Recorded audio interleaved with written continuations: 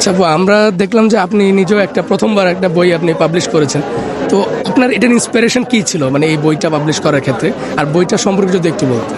Inspiration বলতে আমার এই বইটা লেখার প্রথম দিকে উদ্দেশ্য ছিল আমি বাংলা একাডেমিতে রিসার্চের জন্য একটা আর্টিকেল লেখা পাঠাতে হয়েছিল। তো সেই আর্টিকেলটা এটা নিয়ে লিখেছে, মির্জা গালিবকে নিয়ে। তো লেখার পরে তারা কিন্তু আবার সেটা গ্রহণ করেনি।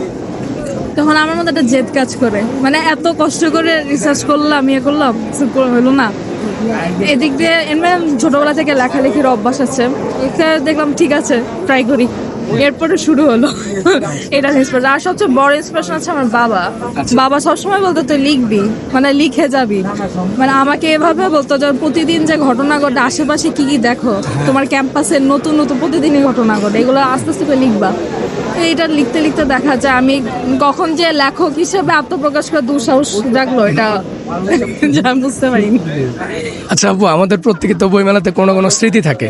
তো আপনার এবছর হোক বা আগের হতে পারে, কোনো বইমেলা নিয়ে কোনো স্মৃতি যদি থাকে একটু যদি বলতেন, যে কোনো ধরনের স্মৃতি হতে পারে। বইমেলা, গত বছরের বইমেলা স্মৃতি ছিল পাঠক ছিলাম, আর এবার পাঠক এবং লেখক উভয়ই। দুইটাই।